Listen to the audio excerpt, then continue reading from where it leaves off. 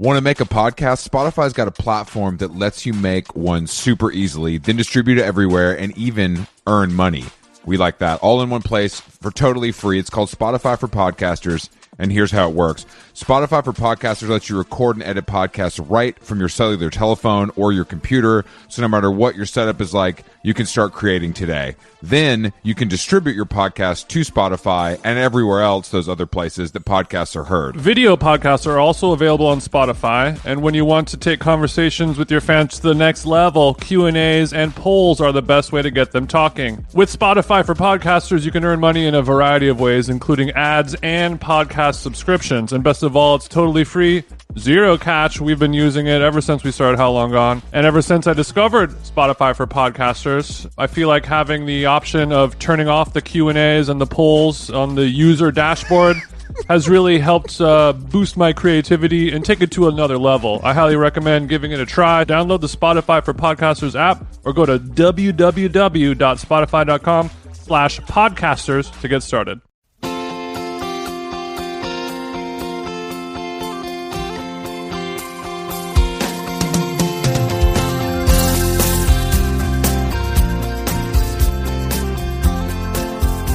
Chris Black, hello. How long gone? It's Friday. TGIF, and out the gate, we're already flambeing Chris Black because that's what you guys tune into this podcast for. Isn't that right, listeners?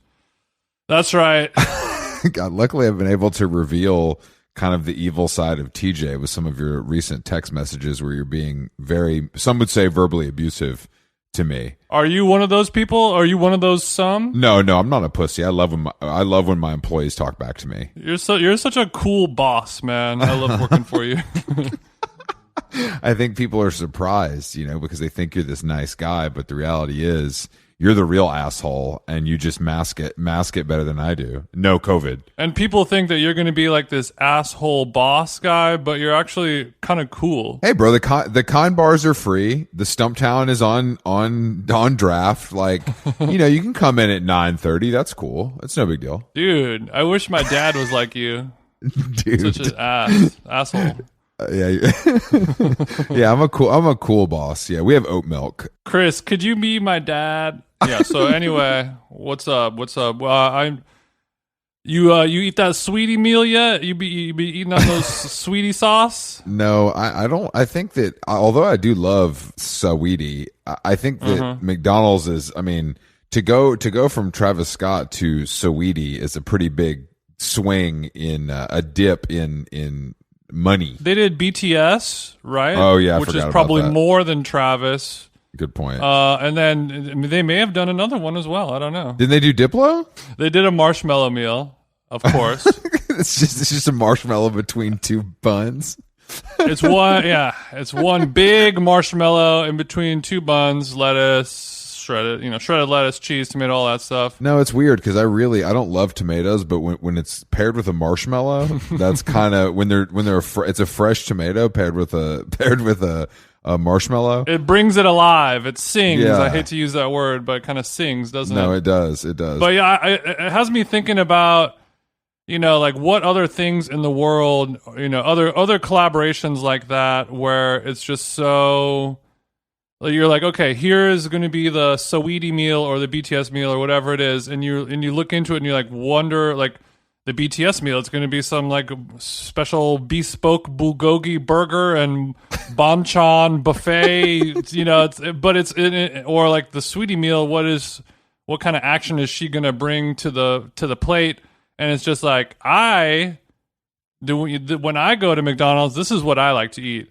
Fries and a burger, and then I also I make it a little different. I get a soda to drink, and I use the dipping sauce for the nuggets, the chicken nuggets. I like to use barbecue sauce, so that's kind of how I put my spin on things. It's like it's never unique, interesting, or exciting whatsoever. It's so fucking stupid. I love innovation, but your beef with McDonald's is really something else. I didn't know you. I don't really look to them for innovation. Let me put it that way. No, and my beef is not with McDonald's per se, even though they're probably obviously responsible for that because their supply chain and infrastructure doesn't allow to just create these, there are no burger lords where you can, be nimble. That's a word you like to use, but you can. I love nimble. I'm kind of an industry guy. Yeah. So it's, and I need that nimble lateral movement where we can turn and pivot. And McDonald's just can't do that. They're like, so Saweetie, you want to get your burger with no pickles on it? That's about as far as we're going to go. Don't get us started. Don't get us started on the ice cream machine, because then we're going to be, because that thing's always acting up. Yeah, But Saweetie and McDonald's makes fucking Virgil Abloh look like McQueen. You know what I mean? In terms of I'll say it, in terms of the innovation. And do you think there's more where this came from? Like, is there more? Yeah, of course. Okay, so we think McDonald's is continuing this, but I'm saying if they already came out of the gate swinging with these big hits, and it's only been going on for, this has only been going on for less than a year, and they've already gotten to Saweetie. Where do we go? Yeah, this was McDonald's COVID project. We started a podcast. Exactly. Yeah, I think that these and McDonald's was like, hey, maybe we can figure out a way to repackage our Sprite and Big Mac combo meal to the urban community. That was her whole thing, right? It was like there's a Sprite included. It's like, okay, wow, you drink Sprite. Everyone drinks Sprite. No, they don't, actually. I think this is the twist we were looking for. Come on, bro. Was the Sprite? No, think about it. We all know that Sprite is the number one soft drink of the urban community, Chris. For you to play dumb like you didn't know that, it's honestly speaks volumes. I actually didn't. When's the last time you had a Sprite, big dog? When's the last time I never drink Sprite. My mom low key, she'll pop a Sprite every once in a while when she's feeling naughty. But I remember being like in the 90s, being a youngster, and you would see commercials with the phrase, I don't know if you remember this or not, sipping on Sprite. You're familiar with sipping on Sprite? Oh, what? I actually don't remember that. Are you serious? Okay, I'm Googling it right now. SIPPIN. Yeah, how do you spell that? That's the real question. Sipping on SPRIDITE. I have never heard that. Looks like there aren't great matches for your search. Okay, that's fair. I have never heard that. If anyone remembers, maybe this is a Mandela effect going on, like the Shazam movie. This is my version of the Shazam movie.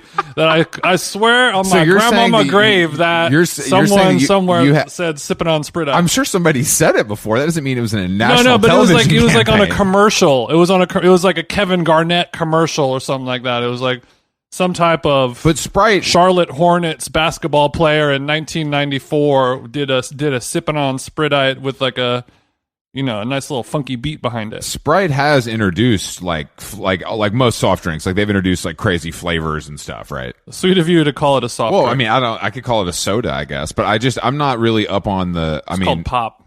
Okay, I apologize. I didn't know you're from the Midwest. But I didn't know that it's honestly, it's kind of crazy how, I don't know, man. When's the last time you went into a gas station, I'm sorry, a petrol station and checked out the selection of beverages? Every now, I'll go in. Yeah. I'll go to 7-Eleven by my house if I need to get a Gatorade or just like pick up a Pellegrino or something like that. And I'll browse it, and it's poison. It's just straight up poison. And I think I forgot who it was. Maybe it was Willie Staley was posting about Jones Soda. How about you don't see these too much no more? Yeah, of course, the classic art. Yeah, a classic Willie tweet. Yeah. But that's the, and we were like, oh, these are like the natural artisan and the anti-soda, and there's a black and white photograph of like an old pickup truck that was user submitted. And it's like, oh, this is like, this soda kills fascist type energy. Yes. And it was just like a neon blue bubblegum flavored fucking soda. It looks like they melted down Starburst and just put them into a clear bottle with a kind of like isn't there like a kind of like an old school pickup truck on the label? Isn't it like a black and white soda? Yeah, it's a black and white. Well, the whole point of it is if you're a young alternative photographer, you could submit your 8x10 prints to Jones, and if you're sitting on 35 millimeter gas, they will they will add you to the rotation, and you probably get a free case of blue dropped off at Should I submit? I mean, is it still going on? I don't want to contribute to the destruction of America, but it'd be pretty cool to see. Yeah, the Hotmail address is still active if you want to reach out. Yeah, I'll hit that Yahoo and see if anybody responds. But I think Jones Soda. Get that Yahoo. What about a Stewart's? You know, since that is your family business, would you sip one of those kind of like vanilla? I feel like there was one of those that was very popular in the hardcore community, and it wasn't just a root beer kind of thing. It was something more extreme than that. But it might have just been like a cherry, like a float type. There was the Virgil's root beer, and then there was the one that you fuck just Virgil's. said, yeah. Stewart's, bro. Stewart's. It was like a something in cream. Yeah, you know, they had like a something in cream soda, which is disgusting when you think about it. But this is some 90s shit. All this kind of soda. I used to like cream soda. I mean, it's good, of course, but it's like bad. I mean, you know what I mean? It tastes good. It's good, of course, but it's bad. Yeah. So you guys go to your local Bevmo and see which bottled root beers and cream sodas they have. Yeah, and do get back to us on that. Give us a full report from your local Bevmo. I've never been into a Bevmo, but it really is right up my alley. I would like to check one out. Have you been in one? It's not up your alley because it's all alcohol. Oh, I thought they had everything. I thought it was literally all kinds of beverage. They have other stuff, but it's the hero product is definitely booze. Well, booze is often the hero product in a lot of situations, but that doesn't stop me from going to restaurants. Interesting. Well, I mean, how often do you go to bars? Not often. Go to a bar and get a water. No, I never just belly up, you know, eat some peanuts, right. throw the shells on the floor and have a water. Yeah, you ain't doing that shit. No, I'm not. But I mean, I do think that a beverage only store, because I've never been. Does a water store exist? Like a grocery store sized water store? There's a place in Highland Park called Galco's, and they have all like the artisan drinks and like regional sodas from the world in there, and they'll have some funky waters as well. But I've heard, wasn't there a water bar at Colette in Paris back in the day? I know that's more up your alley. A water bar is not what I want. I don't want to sip it like that. I want to take it home and enjoy it in a case form. I mean, they have, there's weird stores in LA like alkaline water stores and stuff, but I don't really, they seem like scams. You can bring the 5 gallon and fill up on the alkaline. There's like thousands of those places in LA, and I'm sure our guests will know, has made a map spreadsheet of all of them for, you know, the LAist or the Ringer or something. But there is, we do have a guest say, I wonder how much water he drinks. I guess we could get into that with him. I don't want to talk. Not enough. I don't want to talk about hip hop, so hopefully water is what he wants to talk about. I of course am drinking an ice water Berkey filtered out of a large deli container, chef style. Yeah, we know you're into chef cosplay, and it doesn't make me very happy. I want to tell you that right now. There's a small towel that's tucked into my underwear right now that I'm wiping things down periodically as the time progresses. You know, we'll always be cleaning, as they say.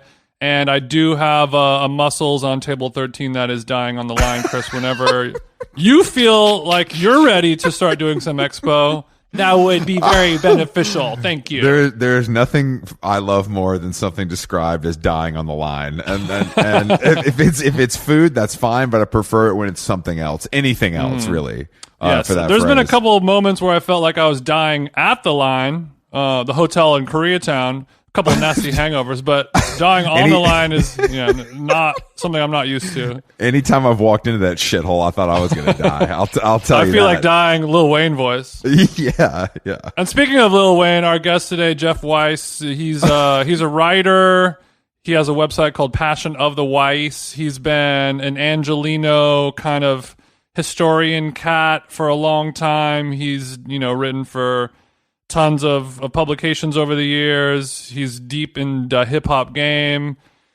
He does it all. He's a real man of the people, and he approached us to pod. I've known of him, and we've been following each other on social media for years. And he's a cool guy, and he's a smart guy, and I like him because we probably disagree on just about everything, but he's a playful cat that likes to. If he brings up, look, I got some ground rules for old Jeff. If he brings up Wu-Tang MOP or Mob Deep, I'm hanging up. That's just that's off rip. Well, Chris, luckily for you, the couple of the most recent things that he's written, one of them was a big story about Erewhon and Silver Lake, one of your favorite destinations, and then he did 10,000 words on Sublime, the 25th anniversary of their one of your favorite destinations. seminal release. So there's something for the both of us in the mix. So we won't have time to talk about Grave Diggers or Aesop Rock or any of these or fucking Run the Jewels. There's no time for running the jewels.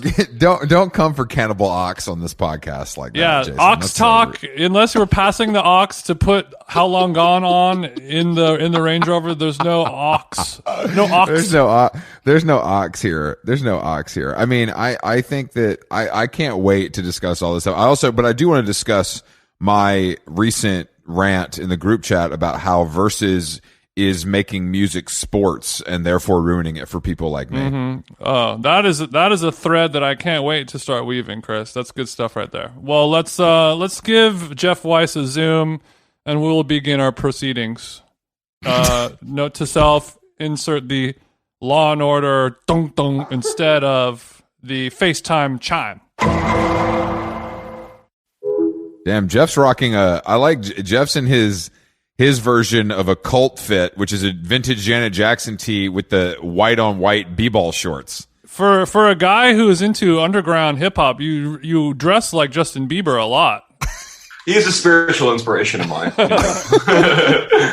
I'm a big fan of pop stars that go cult. You know, historically speaking. That's pretty much all of them. You know, only a couple have been able to escape the clutches. It's an underrated move, though. Nonetheless, it doesn't get the shine. I think people demonize it a little much because of the whole, Jonestown thing. Yeah, it's time we stop demonizing cults. You know what I mean? I agree. Well, it's like in a society where it's like everything, you shouldn't shame anything. Why are cult shamed? I mean, I think it's cult shaming. I expect 5,000 words on my desk about anti-cult shaming. So if you could just go ahead and we can stop now if you need to get to work. You'll have 2,000 words by Monday. No, I think that there's going to be a lot of cults in the next 10 years, which at least they'll be good for journalism. Do you think because of the COVID-19 pandemic or in the post-Trump society, people are going to look for meaning? Is that where you're going with that? Or you just think that people are getting freakier? I think there's such a desperate search for meaning for people. And if you look at most things, like people aren't going halfway at things now. I think it's very all or nothing. And, I think with the remote workforce, it's much easier to have a cult in the middle of rural Idaho. Thanks to our Zoom conferencing software, we could start these pyramid schemes just about anywhere. I'm actually upstate right now. Isn't that weird? I can't believe we're doing this. Sacramento is upstate. It's weird. Yeah. What happened? You lose a bet? What are you doing in Sacramento? I summer here. No, I got jury duty. No, I'm in Glendale, bitch. Pull up. That's what I thought. A1A thriving. We were just talking right before you popped on about, since you're a hip hop enthusiast, Chris was making a point that the Versuz battles that happen on Instagram Live and now YouTube and all that shit is very bad for the culture because it introduces kind of the gamification or the sportsification of music in terms of like a competitive battle that is not good for the artistic medium itself. Is that close enough to what your point was, Chris? Yeah, I mean, I just think it's like everybody hates the Grammys and the charts and say it don't matter. It doesn't matter. It's not about winning or losing. But then the most popular thing going on right now is literally about winning or losing. So it's a little confusing to me. Yeah, I'd argue that's sort of actually closer to the roots of hip hop because if you really think about hip hop, actually we're coming up. I think it's is it the fifth? It's like the 48th anniversary of like when hip hop started. So that was like the cool herc. It happened. It was like this week. It was the cool herc basement party to raise money for school clothes. We were all there, 1973 in the Bronx, baby. Yeah, you wasn't there, dog. You was it cost not there. a nickel to get in, and Truly, you weren't outside. If there was a fight, you would use your hands, not the guns, and you'd live to fight another day back then, Jeff. Exactly. That was when you were Grand Wizard then, Gene. So, you know. Whoa. Chill. Jeff, I was cool DJ Grand Wizard, okay? Sorry, I don't want the clan association, you know? It didn't age well, those DJ names. No, a lot of Grand Wizards back in the day. Africa Bambaataa also did not age well. There's a lot of stuff about the time where you're just like, yeah, I don't know. But that's true. But there is the roots of the Park Jam and battling and that whole thing. And I think actually what was interesting about the last one, I don't know, did you guys watch the Cameron? I didn't watch that. I didn't watch that because I'm not washed. But I mean, I know it was I know it was important for got the highlights. I think it was like 2 hours long, which is I mean, it's too much locks for me. But what I took away from it is I was very happy for Jadakiss to get, he had the best week of his life, probably finally getting some redemption and respect from the community and his peers, and that was really cool to see, despite me being a Dipset fan. Yeah, well, that was the thing, right? I mean, I think Jada and the Locks always had a lot of respect in like kind of the more insular hip hop community, but it was the kind of mainstream world at large. They never really had the crossover single, but I think like that was what was interesting about that, right? Is like, if you ask me what would I rather listen to, I'd probably rather listen to like Diplomatic Immunity than a like full length Locks record or obviously Cameron's record. Yeah, you're not an incel, that's why. Yeah, well, I mean, you like getting your dick sucked just like the rest of us. We get it. Yeah, I like where your words, not mine, Jeff. Keep the story going. Just keep the story going. I'm gonna be canceled by minute 8. The whole Diplomat thing was kind of embarrassing, I think, because they obviously are such like a rarefied group, and they didn't really bring the same. I don't know, it's different. You know how many bad hip hop shows have you been to over the years? It's like it was the funniest part was they're like trying to get people off stage. And you're like, no, that's the platonic ideal of every rap show that I've ever been to. It was like 95. It's like Wu-Tang Street. You've been to a lot more hip hop shows than we have, Chief. Let me tell you that. I try to go to as few as possible. Jason's probably seen more performances, right? I mean, you've booked a lot of hip hop performers, Jason. Yeah, typically the hip hop show is usually, poorly produced. Nobody shows up on time. The crowd is angry. It often doesn't go super smoothly, but that's what we love about it. That's kind of the part of it that I enjoy. I like to see something kind of falling off the rails and people yelling. Unless I'm on stage DJing when people want to see a rapper instead of me. that part is not so fun. I don't like getting pelted with the beef and broccoli size 11s when I'm 4.5 hours into my opening set for the Clips or something, Did you wear lugs when that happened? I mean, did you dress the part? Hell no. No. Which only fueled the fire, Yeah. But there was a brief moment in the 2007s era where I was, you could have closed your eyes and you couldn't tell if it was me or Mr. Fab standing in front of you the way I was dressing. You know what I'm saying, brother man? You're trying to make that sound cool, and Jason had a lot of flat brims, and he even had a chain at one point, which I think we don't talk about that enough on this podcast, if I'm being honest. Yeah, they don't talk about the Glendale ghostwriting scene enough, but it's like, the real ones know. Real ones do know. It's pretty much just me and Quick. We're pretty much waving the flag.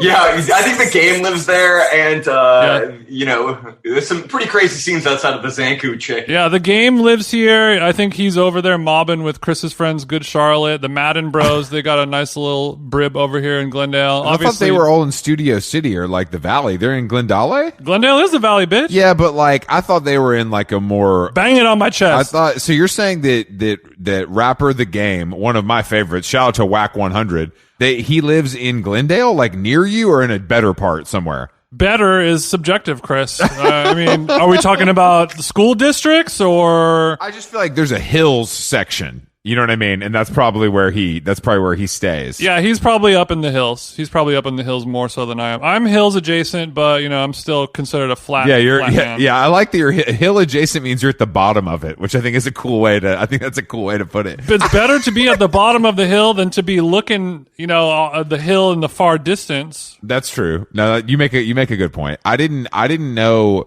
What happened to The Game? Because he really had some slaps, man. Did he get did something happen to him? I think he got a lot of child support legal troubles that kind of fucked his flow up for a while. I mean, Game was like hot for like 5 or 6 years, which is like that's pretty good, I guess. Yeah, when you put it that way, yeah. Yeah, I always think of rap as like you get like every generation is the time a group of high school kids graduates, right? So like by the time they're in college, they want to listen to something else, or by the time college freshmen are. That's real talk, actually. I mean, I think that's when I would like a band I managed back in the day open for Third Eye Blind for a while, and I actually didn't get to go any of the shows just for scheduling purposes, but they basically described it to me as people who didn't listen to music after that. Like they were like, they listened to this in high school or college or whatever, and they like, this is what they like, and that's what they support. And like, they would sell like a shitload of merch because these people aren't like discovering new music on a normal platform. This is like how they discover music, which is insane to think about. It's like why Three Doors Down can have the county fair game locked for like from now until eternity, you know? No, I would love to see Three Doors Down at a county fair. I think that's real America. I think we should expose ourselves to that kind of stuff more as coastal elites, guys. Seeing bands at the county fair is not great, Chris. Take it from me. The OC fair, I know Jeff knows about it. It's a hot spot for, you know. Is it big? Yeah, it's huge, but I've seen a lot of, you know, it's just a weird vibe. It's always just like old white people music. Yeah. And it leans a little country-ish in kind of like a kind of way. Yeah, I was at a county fair 2 weeks ago. I was trying to get out of my bi-coastal elite bubble and went to the Amador County Fair, which was very weird. It's like up near Suiters. Like I was riding in the mountains for a minute. Oh. It's called Amador County. It's like gold country, and it was like super weird, very Trumpy.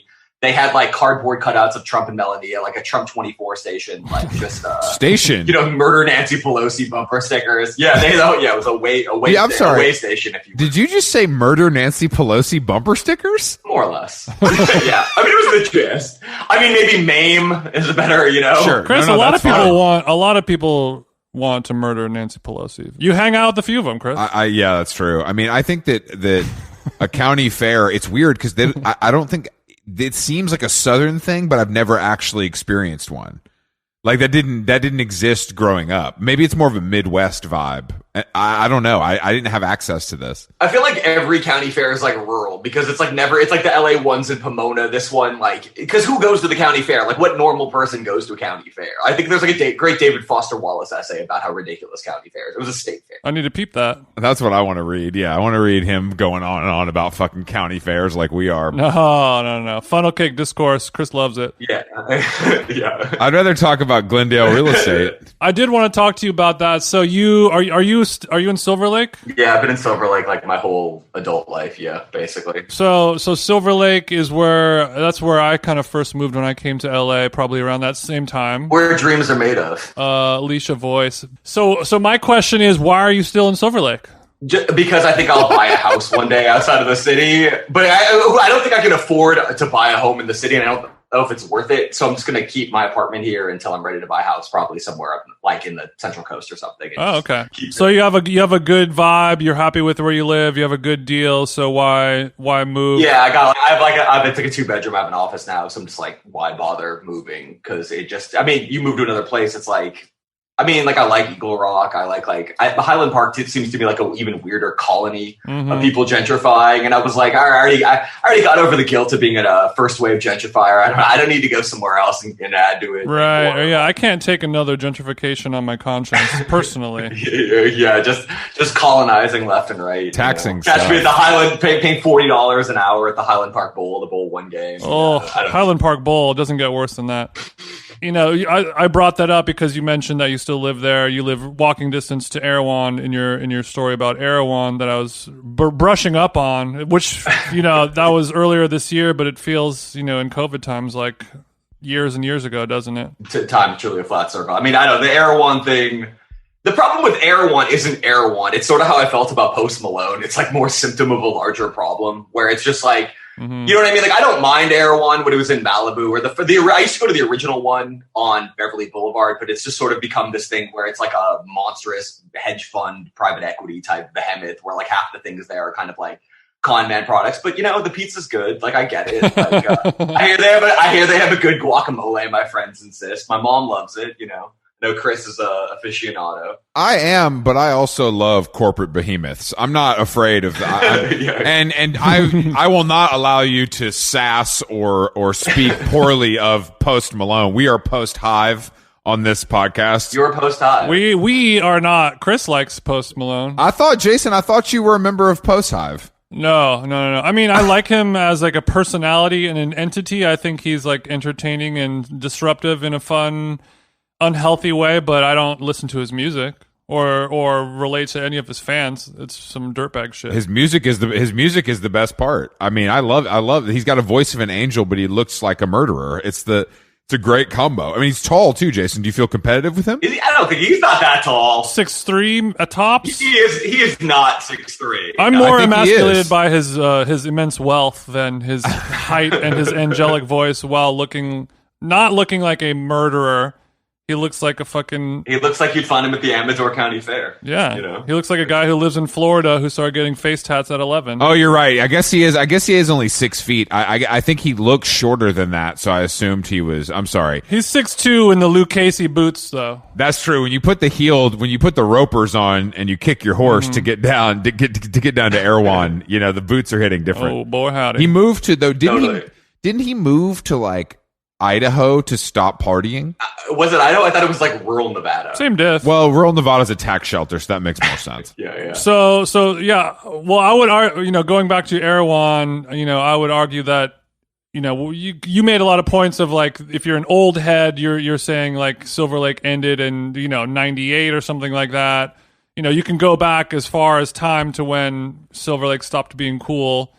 But right now, I think after I left in that neighborhood and am tucked away, hidden in the hills of Glendale, it's more evident that it's just like the whole city it's been removed, and it's all just a corporate entity at this point. And You're saying Los Angeles itself. Well, Los Angeles itself, but specifically the greater Silver Lake area, because I have so many like fond memories attached to it. Where even when I lived in Orange County, I would just drive up and we would like just get off on Sunset, and you just drive up and down Sunset and like go to Nature Well and get a kale smoothie. Like, holy shit, Mom, they have smoothies with kale in them. It's fucking crazy. And I saw Chloe Sevigny there, and I smoked a cigarette, and it was this amazing thing. And now you drive by and it looks, it just looks like you're in fucking Boise, Idaho, Urban Outfitters. No, it doesn't. Nobody it cool does is not. left. You're the only cool person left in Silver Lake, Jeff. It does not look like that. It does not look like that. It looks like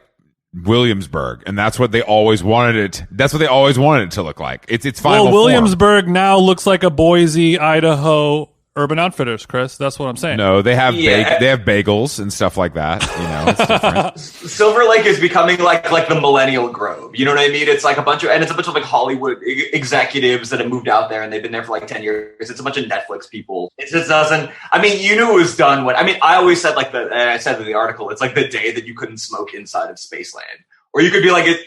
That was like, because that was cool. Like, you're like, all right, well, this is the last place.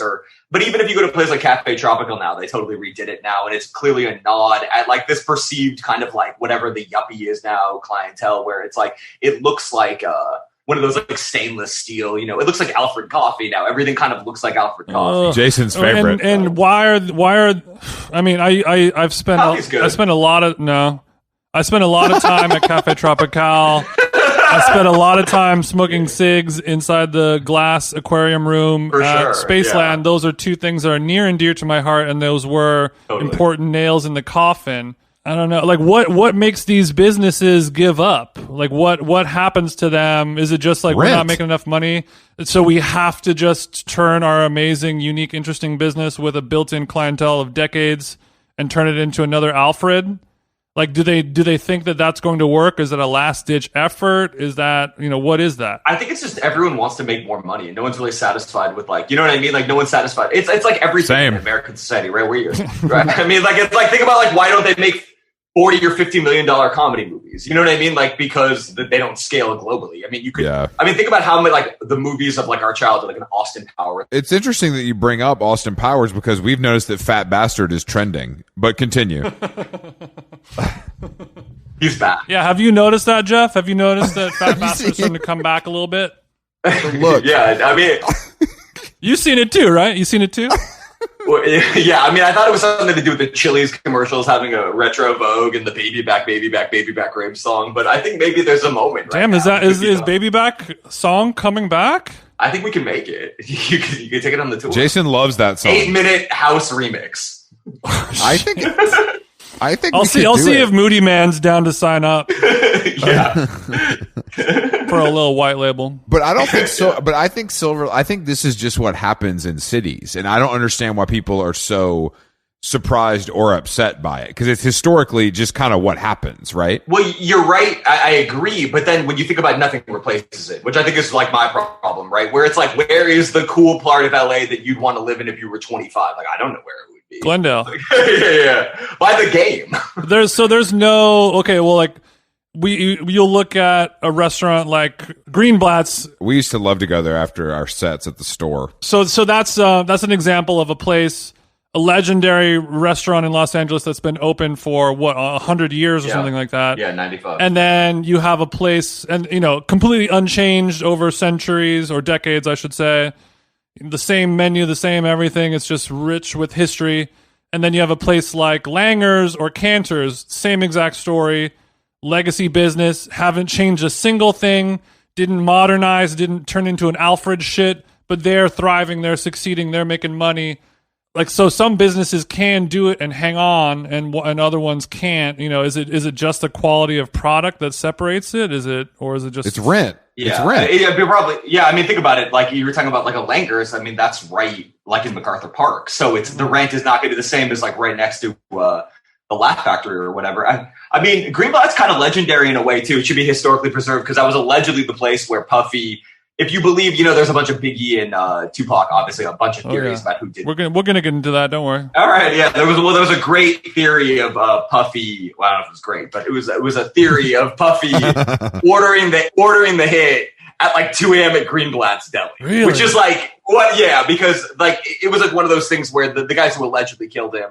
They were kind of trying to, from what, if you believe, I think it was Greg Kading's theory, where if you believe it, like he was, they were trying to hustle Puffy into being like, we'll pay you, or will you pay us to kill, Tupac? And it was a Greenblatt's Deli, which I just love the image. They were soliciting a hit with him, just like over a bunch of kosher pickles. Yeah, they were trying to be like, give us $100,000 and these pickles. And we'll kill Tupac for you. $100,000 to kill Tupac. Chris, I mean, adjust for inflation back then. It's not bad. Yeah, you can't buy a house in Glendale, but, Yeah, exactly. Well, I mean, when did that go down? What year was that in? Tupac was killed in 96. Biggie was killed in 97. So that's not going to buy you a house, but he'll get a little down payment back. In Where the day. do people think? Where do people think Tupac is, Jeff? Cuba. Cuba. Well, because his family, I think it was like Assata Shakur was like, or Matulu Shakur, I think was like his godfather, and I think it was. I always get it confused, but like there was one of the Black Panthers that had fled to Cuba, and Tupac had a connection with him, so people think often Cuba is the place. He's actually in the Buena Vista Social Club now. Much cooler. They'll be going out on tour this summer as well. Make sure to check those guys out. Yeah, but I once had a great drunken conversation with a Lyft driver. He was like worked in like that kind of camp, like the Tupac camp, like security detail back in the day, and he was basically trying to allude me to the fact that Jimmy Iovine and Dr. Dre, like they had a little blood on their hands as well. What do you think about that? I don't think so. I mean, I think a lot. Do you think Iovine has had people killed? Yes. Yeah. I mean, I don't know much about Iovine other than, that documentary that he did, the Defiant Ones. Oh, you mean another self-produced documentary by a celebrity where it just makes them look great? I hate that. They have final edit on everything, so why are we watching this? It's a commercial for himself. That's very entertaining. Well, I feel that's like every documentary now. I don't think there's any like, it's either that or it's like a kind of polemic, one-sided thing. I don't know. I heard your episode with Justin Staple and he was talking about, trying to get like a documentary made on like rap and lyrics and that stuff, and like I was trying to get something made in the similar. Damn, you listened to that episode? Shit. Yeah, I did. We only recorded that one as an obligation. I know. I bid for the NFT, but I sadly I lost. Yeah, we appreciate your support. I would have given. No. I tried to get a documentary made. too, and it's just very difficult unless you have the only documentaries that will get made is like Interscope wants to cut a check for $1 million to subsidize a documentary. Like no one's going to go out on a limb and make some like complicated documentary about like race in the criminal justice system and like inequity. Like no one. Right. Like I mean, I had meetings with like Amazon, and you're like. It's like a bunch of guys who have like names like me, but like it's like Josh Cohn or it's like Jimmy Goldberg, and you're like, ugh. Wait a minute, I'm sensing a trend. Sensing a trend here, Jeff. Yeah, I'm veering dangerously in anti-Semitism, so I'll pull myself back. What was your documentary about? If you're willing to talk about it, Ultimate Frisbee. Do you remember Pogs? It was about Pogs. Yeah. There's something there. I don't know. There's something there. Yeah. I don't know. There were a lot of Pogs. It was a real phenomenon, circa 92. There's probably some kind of connection there with Puffy and all that, Yeah, I just nostalgia's hot. Mm-hmm. Kids love the 90s. Pogs. Sounds good on paper. No, I tried to do two. I tried to do one that was kind of I did a lot of reporting in Baton Rouge in 2012. I covered, I don't know if you guys know the rapper Boosie. Like he's now been in the news. Do we know the rapper Boosie? Do you know who you're fucking talking to, Jeff? My God. It's true. You are from Georgia. Are you talking about Boosie Badass? The one and only. Yeah. Unfortunately, I don't think it's okay. I don't think it's acceptable to like him anymore, but it's not. No, but I love him. I'm still a fan of Mr. Wipe Me Down. Yeah. Exactly. Yeah. Independent, a feminist anthem, but he's kind of gone back on that recently. He's walked it back. He's walked it back. So what was the story about his legal proceedings? It was like going to be a series of a 6-season thing, of course, because you have to do, they want it the scale, obviously. You'll never just sell one season. You'll have to like sell, the whole thing, the whole series. The Boosie Files. Yeah, exactly. There was a show actually on MTV called the Waka Flocka Files that was pretty good, but never aired. And I was talking to them at one point, and it was like the idea was kind of the notion of like second cities, like kind of how Baton Rouge is like a second city to New Orleans, Long Beach kind of being a second city to LA, Oakland to San Francisco, kind of this like these two cities that kind of play off each other and kind of the legal battles that rappers often, because these cities often produce like a people's champ, like how Oakland, or I guess Vallejo produces like a Mac Dre, Baton Rouge produced Boosie. So it was actually about kind of Boosie's path and C Murder's path, because they both were like side by side in Angola, like in adjoining cells, and somehow recorded an album together. And it was sort of like, and you kind of got like the way you could have No Limit in New Orleans and that whole world coming in, because the No Limit rappers actually recorded in Baton Rouge. Mm-hmm. So there was like this, like for some reason, this like unlikely, it's the capital of Louisiana. It's also just a wild place. It's like probably the most, the murder rate is insanely high. There's like a palpable threat of danger there. And the music is incredible. So it's remarkably turned up. Yeah.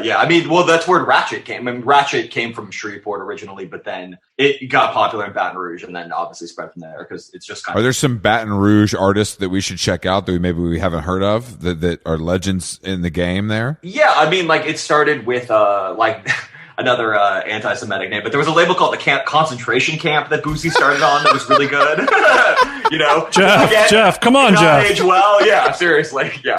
What the fuck? I start with cults, and I go to the concentration. Okay, was so Concentration sick. Camp Records? Was that? It was spelled normally. Yeah. Concentration Camp. Yeah, and so there was this rapper named C-Lope that started it, and there was this rapper Max Minnelli and Young Bleed. I don't know if you ever heard Young Bleed. Mm-hmm. Yeah, that song. Yeah.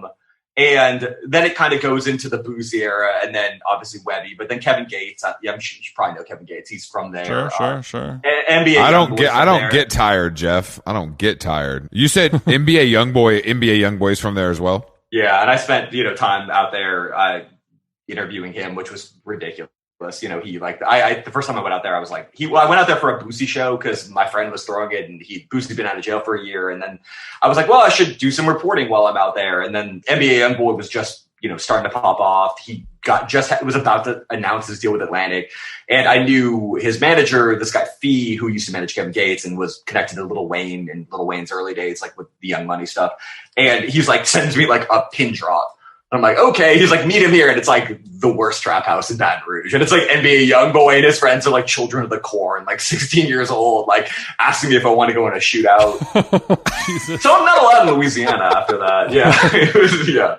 Louisiana's a really interesting. I mean, I don't, obviously the New Orleans stuff everybody knows about, because I think that I've always heard this tale that Katrina like actually helped Atlanta hip hop, because a lot of people were displaced and ended up in Atlanta, and kind of helped change the sound and brought like a new energy to Atlanta. I don't know if there's truth to that or not. Yeah. But I mean, I think that, yeah, they said that about Houston too. Yeah, that, which makes sense. But I think Louisiana in general is probably a richer pool than most people realize, including myself, realize. Like they've probably influenced and what Katrina did for Curb Your Enthusiasm. Totally. Yeah, brought Leon into the game. God damn There's it. some silver linings to these clouds, Chris. But did you? So the Boosie thing didn't go. Was it too niche, you think? Well, I mean, I think that's the thing. I mean, like, not to be that white guy, with the bullshit, but there is a racial element to it where it's like, if an artist is popular among black people, like Boosie has a predominantly black fan base, of which there are millions of people, but he never really crossed over into the,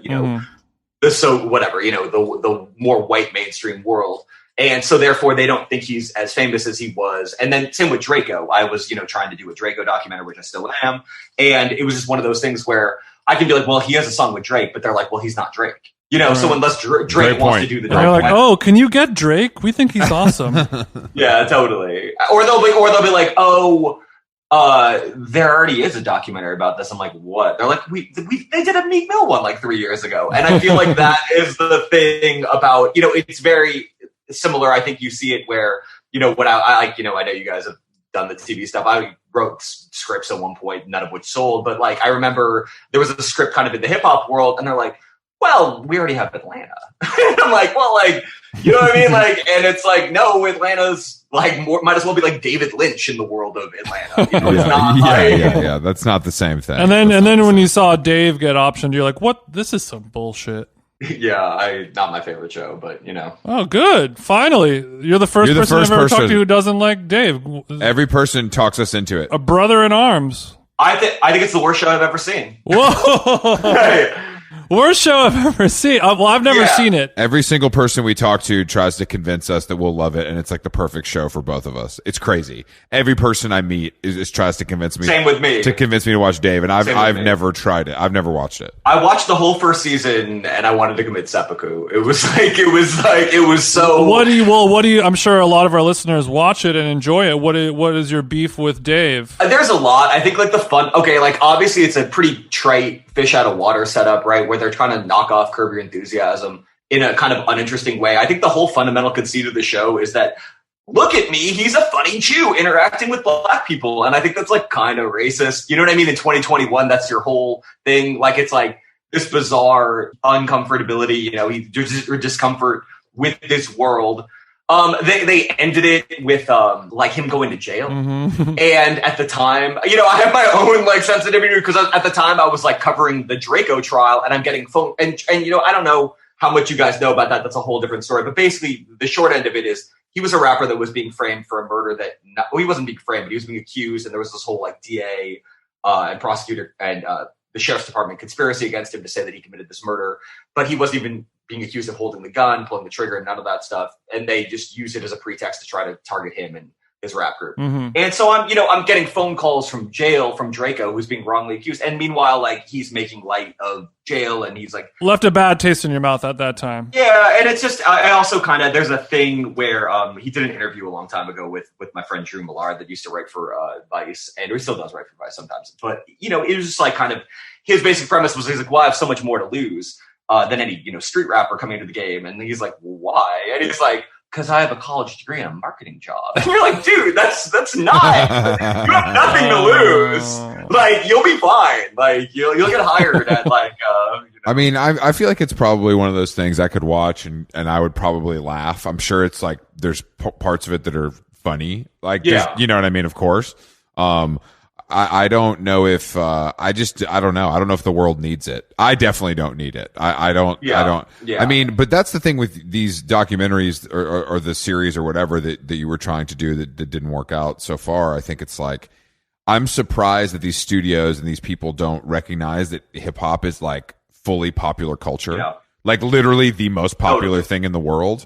And like, sure, these stories are niche, but it's like almost a lot of documentary stuff is niche. That's like kind of the whole point. Totally. Yeah, I think it's a good point. And it's like, well, there was actually an interesting case that I was like going to report, and it was basically about, and it was like one of those things where I knew that if I wrote it, like this would get the documentary, this would get the movie deal. Cause it was basically the same stories. You remember that Justin Timberlake movie, Alpha Dog, like about the Jesse James thing in the Valley. So it was a similar, it was this kid, it was like a white kid from Palos Verdes. And somehow he joined like the rolling 90s Crips. And he was like, the kid like looked, the guy, I couldn't tell if he looked like Kyle Korver or Ashton Kutcher, but either way, he was like a very, it was like a striking kid with like blonde hair, blue eyes. And he's like in the rolling 90s Crip. And actually he had the same attorney as Draco's brother, which was amazing because he had like, I think he had a W, like a Washington Nationals tattoo, which was like I think the tattoo of the gang that he was in. Like, the DA was like, well, this is evidence of his gang ties. And the lawyer's like, actually, he's just a Kevin Durant fan, And he beat the case. Yeah, he beat the case. And he actually showed up to Draco's trial and I met him. And, he's like he was going to college in Texas to study law.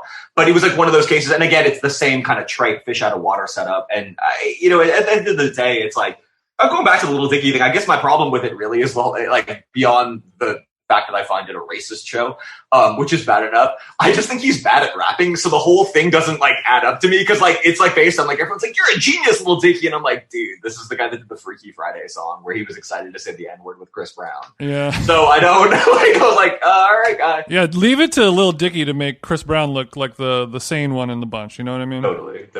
But I mean, that's kind of what everyone's excuse is. Just like, yeah, I mean, of course I hate his music. Of course Lil Dicky is a bad rapper. Of course it's all trash. But the show is sick. Yeah, well, it's the same thing with Donald. It's the Donald Glover. It's the same thing. And I'm like, if you feel that strongly about it, how are you able to? Yeah, people want to talk to me about Atlanta in the same way. I'm like, I don't care. Atlanta can be good. I'm still not going to watch it. I just don't care. It actually is pretty amazing. I was really skeptical of Atlanta because I kind of was not much of a fan of Donald Glover's music before Atlanta, but I actually thought Atlanta is like probably. Oh, I'm sure it is. I'm sure it is. I just don't need to like. There's so much out there in the world. Totally. I don't need to do that. Like, I just don't need to do it. Like, I'm sure it's good. I'm sure No Man Land was good, but my ass ain't gonna see that, bro. Yeah, totally. You couldn't pay me. I think that Atlanta and Dave are both. I mean, those. I think the difference is those are like marketed to us. You know what I mean? Those are like shows that for sure we are the absolute target audience of those shows, and it's.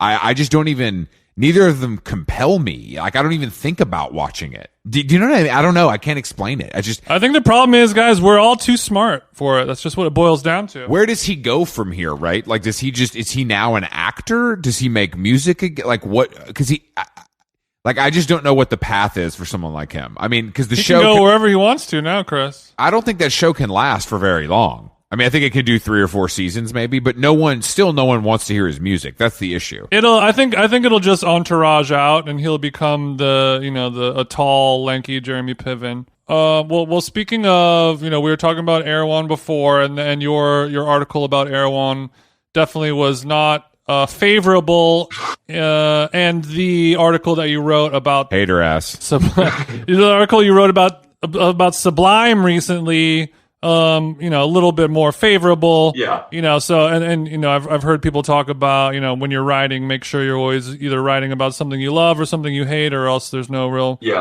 People aren't going to be compelled to it. So like, what do you like writing about more? Like, do you favor writing about something you love versus something you hate? Yeah. / like, what feels better to you? Like, what does better, like, in terms of, like, a response from your audience? I mean, there's no question that, like, negativity travels much further on the internet. So, I mean, like, probably the most popular thing I ever wrote was that Post Malone takedown. And I thought, it's like, but it's the same thing, right? Like, I thought about, I'm sure 10 publications would let me write like a Little Dicky hit piece, but I'm like, at the end of the day, why bother? You know what I mean? Like, I don't really care. It's not like, I'll like ramble about it on a podcast, but like, it's not something that keeps me up at night. And I don't really want to like, even, you know what I mean? Like, I don't understand the writers that are like, you want to just be flamed by the internet for like $200 or something. not to say that's not like what I'm making for articles. I'm not, but it's who's the joke on at the end of the day? Yeah, like you got paid $250 for a think piece. Like, you know what I mean? Like in your name. I mean, I would, at this point, I mean, I'm working on a book, so I'm trying to kind of like not do as many assignments at all because it's just, I'm working on my own magazine, The Land. And I just don't really want to like, it's just not worth it to put like, I like putting negativity into the world. I think it's important, actually, because I think now we're like in this. Like, hell yeah, Jeff, go off, baby. I stand with Jeff. That's why I like the How Long Gone podcast. But use that as a drop. Yeah, no, I mean, I think everyone is in this place now where it's like, no, everything is good. Everyone's perspective is valid. It's like no. Like, it's like, I think there was a great Christopher Hitchens quote, and I think you could apply this to a lot of things, where he's like, it's been said that everyone has a book in them. And for the most part, I think that's exactly where it should stay. And I think like I'm not interested in a lot of people's opinions, including like the Hitchens I know. Including my own. You know what I mean? Like, it's like, I don't, and I get it. I like, it's why if someone didn't want to listen to me, I would be like, fine, yeah, why bother? But I just think there's a lot of bullshit out there, and like things are terrible, and we kind of get them. Dave is a perfect example where it's like, you have to like this. You're told all day, like, you have to like this thing, and you're like, why? No, Jeff, wow, I feel seen finally, because it's also like, I just think people think like because you actively don't like stuff that means you like don't like anything, which is insane. No, like I like things as much as I dislike them. I just talk about disliking things when others might not. It's kind of, it's like totally. And I also think it's like, is it really like, are you guys really surprised that like people are going to make fun of Kanye West for not having any songs? Like, I don't understand why. Like, I don't understand why people feel like why would someone saying something negative about a celebrity affect you like in a real way? That's the, you know what I mean? Like, like when I say I don't like Frank Ocean's music, people look at me like I spit on them, and it's like, it's just boring. Boring. It's boring. I'm not saying you shouldn't like it. I said Blonde was overrated like last week, and like it looked like I was like a baby murderer. I was like, I think it's fine. Like, there's 3 good songs on it, but I'm not like the biggest Frank Ocean fan, and I don't understand that. I think that's like a very much a function of internet stan culture, and like, despite the fact that like, I think all of us are pretty close to the same age. So it's like, we grew up watching Gen X, where like Gen X, they would just shit on people. Like, you know what I mean? That mentality was like, no, this is bad.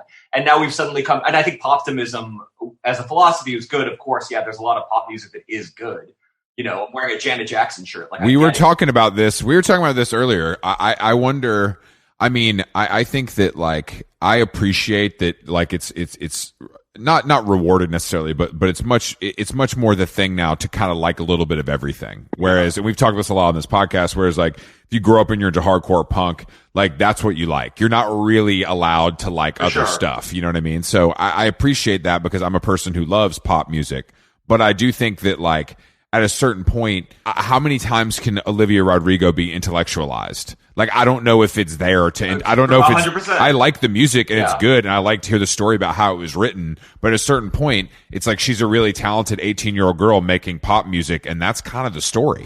I don't know what else I don't know really what else there is to talk about. You know what I mean? I think people try to talk about it because they figure out how that can be weaved into their own story about their own life, and they like figure out how to talk about the new Olivia Rodrigo and like weave it into like their cat dying, and like how that is like, an analogy for something that happened in their own personal life. Yeah. I mean, she's like laser targeted for like aging millennials to be like, well, you wouldn't expect me to like this kind of teen pop, but and you're like, actually I would. It sounds just like Paramore. Yeah, like, why would you not Paramore like 10 this? years ago? Why would you not like this? No, I just think that, and I understand that serves a place, and it's like, I don't, like, I was reading Joe's thing about Lorde this morning, and I just think there's no songs. Yeah. And it's like, I don't find her interesting enough unless there's music to, if she's got a hit, I'm more interested. When there's no songs, it's very hard for me to engage in the story of how something is made. Yeah. I mean, I think that's a big problem with pop music. It's like just the homogeny of it. I feel like when we were growing up, there was a lot more like, I mean, yeah, of course, Max Martin was producing a lot of this stuff, but I'm saying even before that, like everyone had their own sound. Like, why does every pop star need to have Jack Antonoff producing the record? Like, I don't quite get that. Her whole thing is like, my shit is different. And I'm like, if your shit is different, then why didn't you hire somebody else? Because you knew. Yeah, exactly. You knew what, I mean, obviously, I think as an artist, especially at that size, like, you shouldn't be making decisions based on what the public is going to think. I think that is obviously a difficult zone, a water to wade into.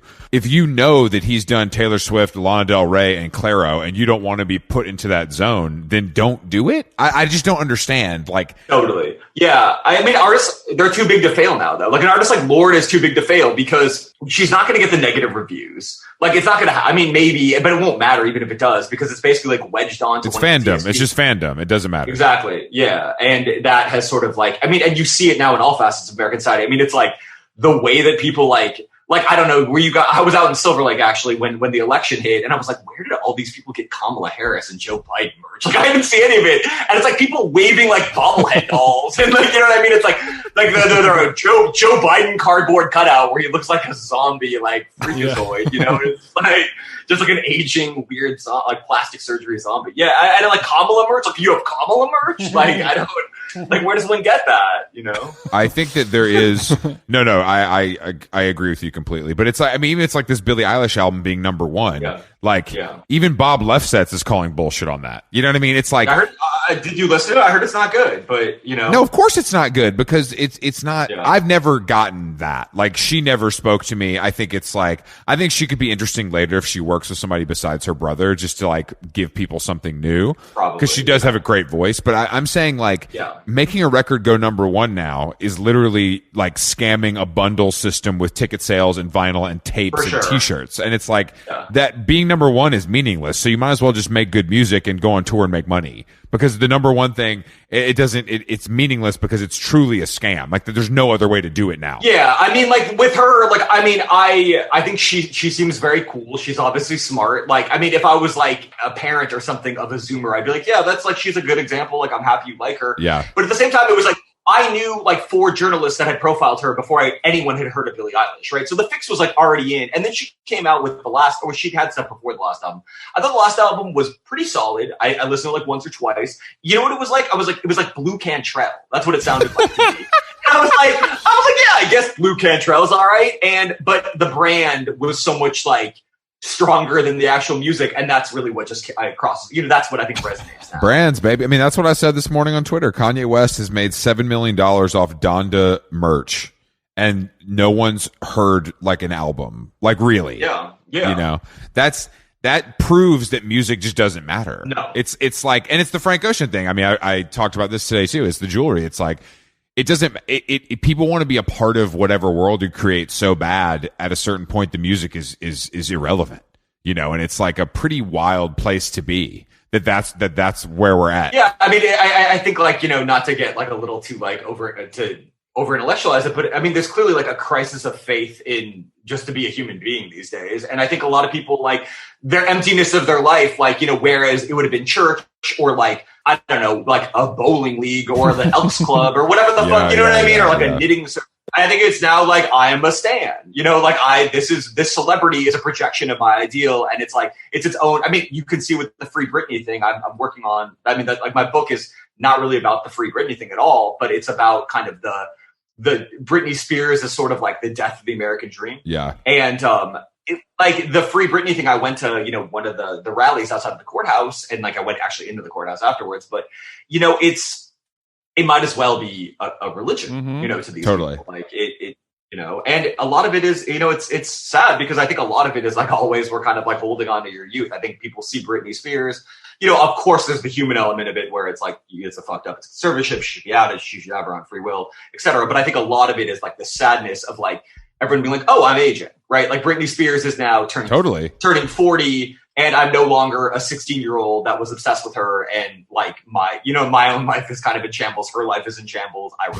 I mean, this goes back to, I think this goes back to what Jason was saying about the Olivia Rodrigo thing. It's like we turn this stuff, we find a way to make it about us. And that's why, that's why it resonates. It like continues to resonate even when it should not. But the Britney thing, the Britney thing is insane. Like, what is like the fervor around it and how, but I think you're 100% right. It's people that are kind of, obviously, like you said, the human element is very real. It's like, how could you not feel something about it? But it's like making that your personality, or making like, I love Nicki Minaj your personality is a wild place to live. It's a wild or making like moisturizer or hair care products your identity. You know, like it's harder and harder to just be a human being nowadays, to latch on to something. And I think it goes back to being, you know, I like negativity. Like, you know, I think it's important. I think I don't know about you guys, but I mean, if you grew up in like the punk or the hip hop thing, a lot of what you defined yourself by originally was in opposition, right? Like I never was like I never was a super backpack guy, but I even remember when I was first getting into hip hop, they'd be like, you remember when like Biggie was like dissed that guy Kwame for the polka dots, and you're like, yeah, fuck this guy or whatever, and it was like, because you're like, he's corny, he has polka dots, and you're like, I don't know, it could have been a good fashion statement in hindsight, but it's like, but yeah, and now it's like, who would want to do this? Like, well, I mean, no music writer is getting paid enough money where it's worth it. It's like,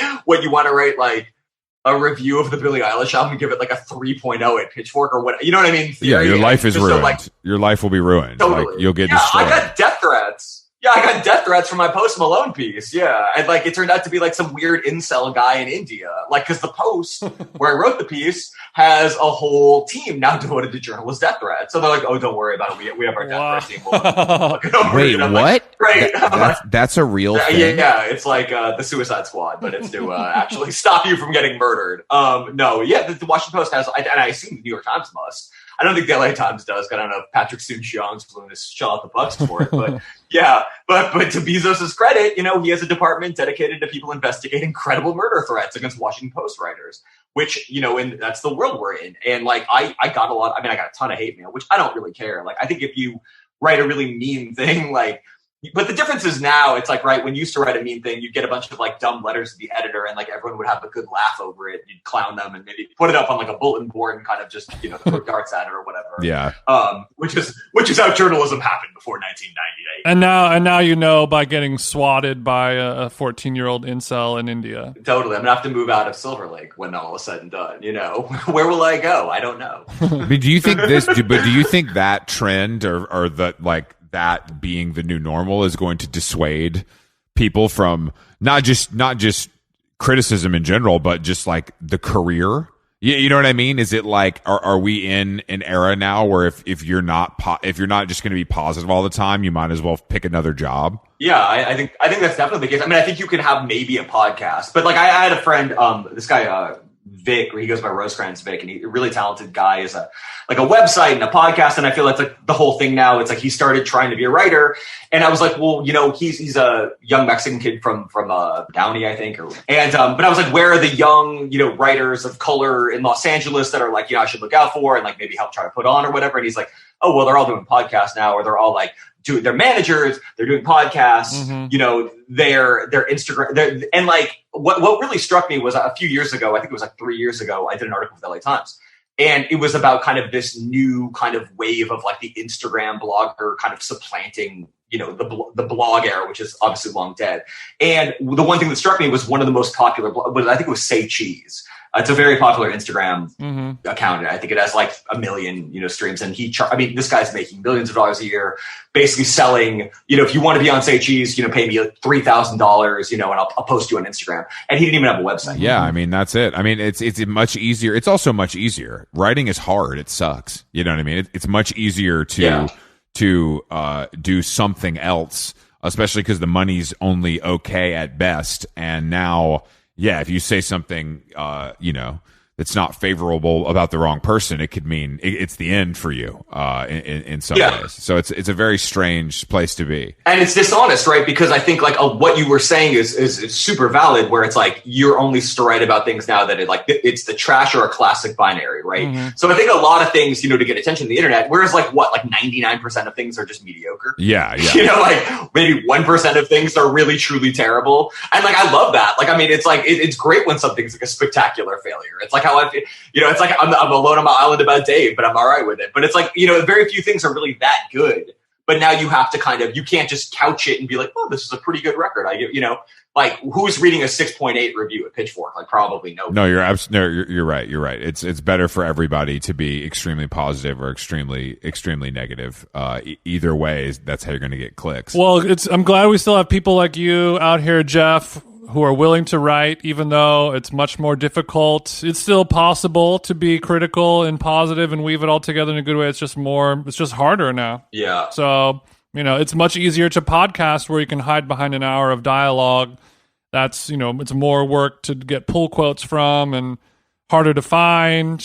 And you can be a little bit more just organic with it versus just the hard black and white facts that you're putting onto paper, and people will destroy your life from that, Yeah, people just don't want to read anymore is the other thing. I mean, like we just did a big story, this writer named Donnie Morrison, like he's like 28 years old. He went back to college, just was finishing college, and he writes to me about a year ago. He's like, I want to write something about the death of Mac Dre. Nothing's ever been written about it. And I was like, oh yeah, sure. Okay, whatever. Like I figured nothing of it. I figured he'd just write like some kind of like dull retrospective. Mac Dre is the best and no one knows who killed him. He ends up solving, I mean, I can't say he solved the murder for illegal things, but in my opinion, you know what I mean? I can't even say in my opinion, but if you read the thing, it's pretty clear who did it. So this guy just pretty much solved who killed, and it was an unsolved crime before? No, he was, he was just like he was an intern at the Wall Street Journal before that. And he was on the Eugene University of Oregon paper. And yeah, and he basically did incredible journalism. And of course, like I could not pay him a fraction of what it was worth. And then, everyone's just like,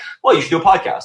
It's like, we just did this. This is a really cool article. I'm not going to read it, but if you turn into a podcast, that'd be dope. Yeah, well, it's like that, it's like the now canceled man Woody Allen, where he's like, I have an idea and I'm going to try to turn it into a concept and maybe I can turn it into a script. And now it's like, you have a story, maybe you can turn it into a podcast, maybe you can turn it into a book, maybe you can turn it into a documentary. And it's just like, it's all like this like weird content war haze, Yeah, I mean, like your idea for a documentary might not work out so well. It might be hard to wrangle enough money to make a feature-length film for it, but you can wrangle, $5-10 grand to produce a podcast about it. Totally. And that could then turn into the movie or then turn into the Amazon option deal or whatever. Like, so that part about it is good. Yeah. People love passive listening, Thank God they do. Thank God they do. But I would love to hear, a 10-episode podcast about Lil Boosie or about how Mac Dre died.